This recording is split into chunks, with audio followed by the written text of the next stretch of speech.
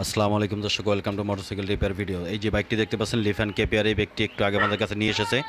যেহেতু রাতের বেলা বাইকটি থেকে সমস্যা হচ্ছে, বাইকটির ফুয়েল পাম্প এবং ফুয়েল ইঞ্জেকশনের মাঝখানে যে পাইপ, সেখানে লকের গোড়া থেকে আপনার তেল পড়তেছিল। যে দেখুন, আমি আপনাদেরকে দেখাচ্ছি বাইকটি যে তেল পড়ে বাইকটি সম্পূর্ণ, বাইকটির ইঞ্জিন এবং সাইড সব কিছুই একদম তেলে ভিজে গেছে।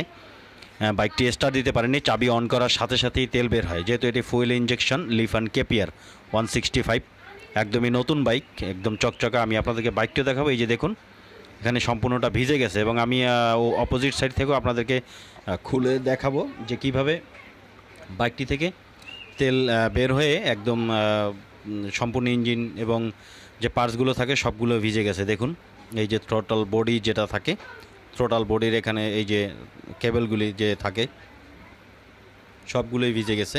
এই যে দেখুন, এদিক থেকে যদি আপনাদেরকে দেখাই, একটু ক্লিয়ার করে দেখাই, এই যে দেখুন, যেহেতু কাভার খুলে ফেলেছি একদম স্পষ্ট দেখা যাচ্ছে। একদমই নতুন বাইক, যেমনটি দেখতে পাচ্ছেন লিফান কেপিআর 165। তো আমি এটা সব কিছু খুলে এখন যে ফুয়েল ট্যাঙ্ক থাকে সেটাকে বের করে আপনাদেরকে দেখাচ্ছি আসলে সমস্যাটি কোথায় ছিল। তো দেখুন, ফুয়েল ট্যাঙ্কটি তোলার সাথে সাথে আপনারা একটা জিনিস খেয়াল করবেন যে ফুয়েল ইঞ্জেকশন এবং ফুয়েল পাম্পের যে পাইপটি থাকে, এই যে দেখুন পাইপটি খোলা। এই পাইপটি কিন্তু এভাবে খোলা থাকবে না, এটি লক করা থাকবে, এটাকে খুলতে হবে। আমরা কিন্তু এটাকে খুলিনি। যখনই আমরা ফুয়েল ট্যাঙ্কটাকে উপরের দিকে তুললাম, ঠিক তখনই দেখতে পেলাম যে পাইপটি খোলা আছে। মানে এটি লাগানো ছিল, হয়তো হালকা লাগানো ছিল। এর কারণ হচ্ছে যে এই পাইপের যে লক থাকে, এই লকটি যেখানে আপনার যে ফুয়েল পাম্প থাকে, ফুয়েল পাম্পের ভিতরে লকটি যেখানে লক হয়, এই যে এখানে প্লাস্টিক দেখতে পাচ্ছেন, এখানে এই লকটি, এই মুখটি লক হয়।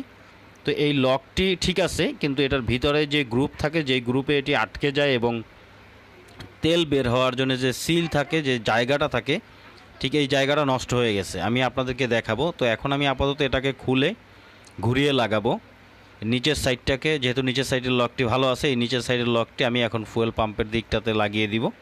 এই যে দেখতে পাচ্ছেন, যেমনটা আমি লাগিয়ে দিচ্ছি, এভাবে লাগিয়ে এটাকে চেক করে দেখব এবং এটাকে চেক করে দিব। তো দেখুন, এই লকের বিষয়গুলো হচ্ছে এমন যে এগুলো আসলে যে কোনো মুহূর্তে ভিতর থেকে লুজ হয়ে যেতে পারে বা সিল থাকে, এগুলো আসলে বাইরে পাওয়া যায় না, কোম্পানির সার্ভিস সেন্টারে শুধুমাত্র পাওয়া যায়। তো রাতের বেলা এখন আসলে পাইপটাকে সার্ভিস সেন্টার গিয়ে পাওয়া যাবে না, যেহেতু বন্ধ হয়ে গেছে।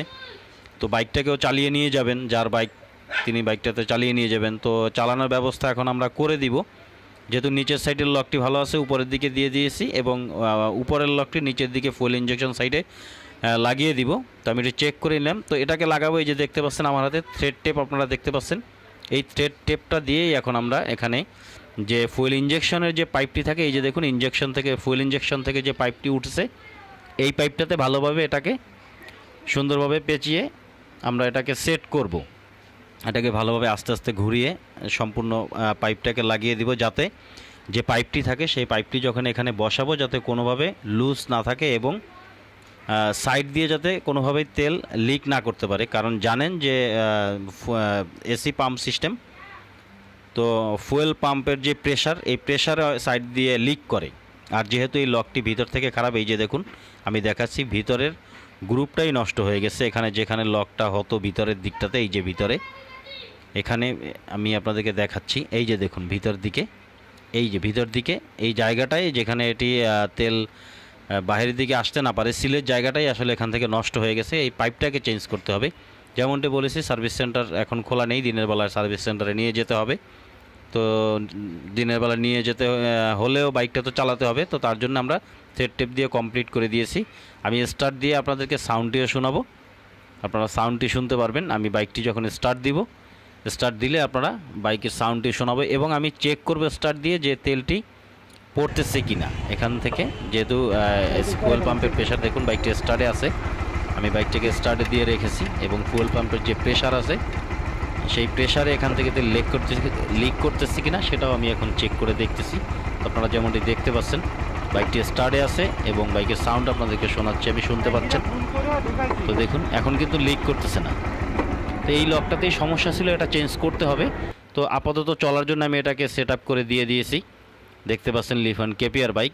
তো যেহেতু রাতের বেলা নিয়ে এসেছে, উনি সার্ভিস সেন্টারে পরবর্তীতে নিয়ে যাবে, আমরা ওনাকে বলেছি।